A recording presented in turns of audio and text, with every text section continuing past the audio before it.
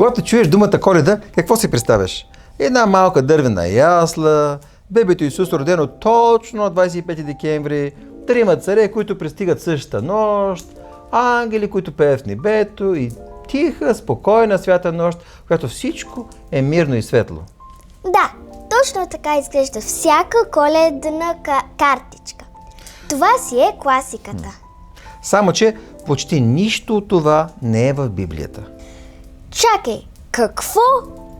Как така? Значи Исус не е роден на 25-ти? Не са били трима? Не са дошли при яслата? И нощта не е била спокойна? Да, истинската библейска история е съвсем различна, по-неочаквана, по-реална и често казано много по-силна от всичко, което сме виждали по филмите. Аз съм Мишо. Аз съм Кейли. И днес ще разгледаме 4 мита за Коледа, които почти всички вярват. И ще видим какво всъщност Библията казва за тях. Мит номер 1. Исус е роден на 25 декември. Не, това е само традиция, не е библейски факт. Чакай малко. Как така? Мит. Нали за това празнуваме Коледа? Това е рождената му дата.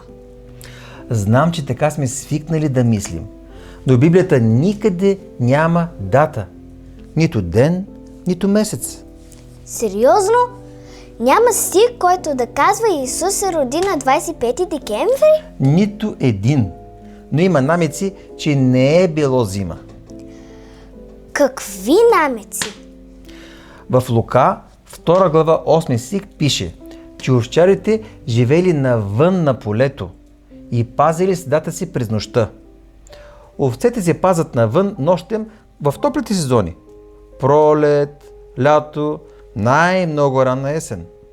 Тоест, ако е било зима, те нямаше да са навън? Точно така. През зимата овцете се прибирали в заграждения. Затова е почти сигурно, че не е било 25 декември. Добре, тогава защо празнуваме точно тази дата? Защото векове по-късно християните избират деня като празник. Но не защото Библията го казва. И честно, тази дата не е най-важното. Тогава, кое е важното? Не кога се роди Христос, а кой се роди. Коледа е за раждането на Спасителя, не за календара. Значи не се хващаме за датата, хващаме се за смисъла. Точно така. Мит номер 2. Имало е точно 3 мъдреци. Да, ама не. Библията никъде не казва, че са били 3. Как така? Това е най-сигурната част от коледната история. Да, така сме ги научили, но в Матей 2 глава 1 стих пише само: мъдреци от изток дойдоха в Иерусалим. Не пише колко. Добре, но всички картички и филми показват 3. Това откъде идва? От подаръците. Матей 2 глава 11 стих изборява 3 дара: злато, тамян и смирна. Хората просто предполагат 3 подаръка, 3 мъдреци. Значи може да са били 2 или 5 или 20? Абсолютно. Група мъдреци обикновено пътували в кервани. По-скоро много хора, не 3. Добре, а вярно ли е поне, че са били царе? И това е мит. Библията ги нарича мъдреци. Думата е магой, която означава учени, астрономи или изследователи. По-скоро научни хора, отколкото царе с корони. Значи тази част от коледната сцена е измислена? Да, мит, не Библия. Бройката не е важна. Важно е, че хора от далечни земи са разпознали кой е Исус и са дошли да му се поклонят.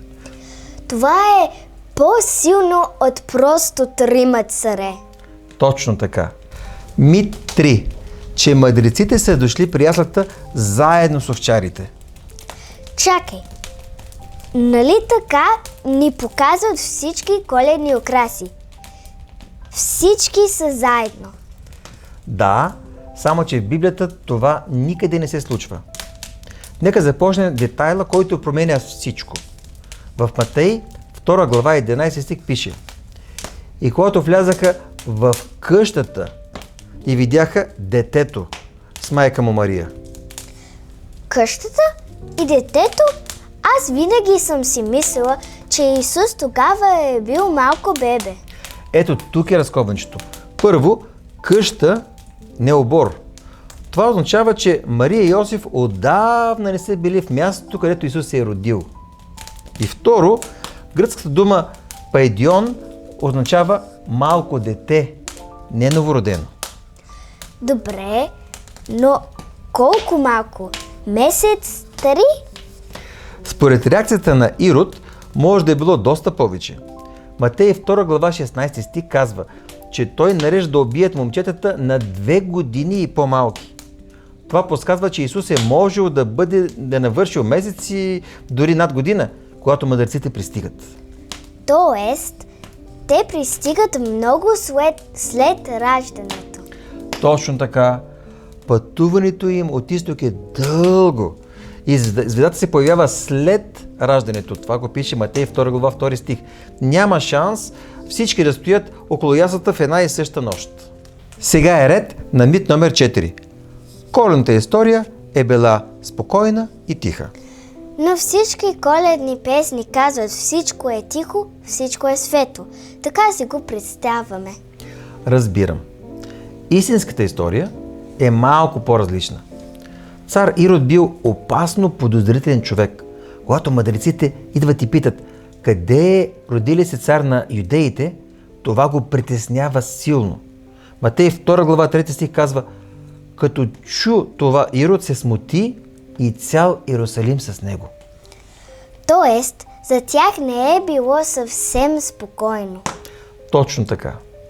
След това Ирод заповядва да търси детето, за да го убият. Затова Йосиф взима Мария и Исус и бяга в Египет посред нощ. Матей 2 глава 13 стих описва това. Значи Исус, Мария и Йосиф са били бежанци? Да, те се местят в друга държава, за да са в безопасност. Това рядко се разказва, но е истинската част от историята. Това е доста различно от тихите коледни сцени, които всички познаваме. Точно така. Но именно това прави историята по-реална и близка до живота ни. Бог идва в свят, в който има несигурност и трудности, а не в идеален коледен филм. Да, традиционната коледна история е красива, но библейската е по-дълбока, по-истинска и по-силна. Бог влиза в хаос, не в комфорт. Той идва не в дворец, а в бедност. Това ни показва какъв е Бог. Бог, който влиза в нашия истински, объркан живот. Бог, който е с нас в страх и несигурност. Бог, който носи надежда на смирените. И този празник ни напомня: независимо колко сложен или объркан е животът ни, има надежда, която идва при всички. И тя е тук за теб.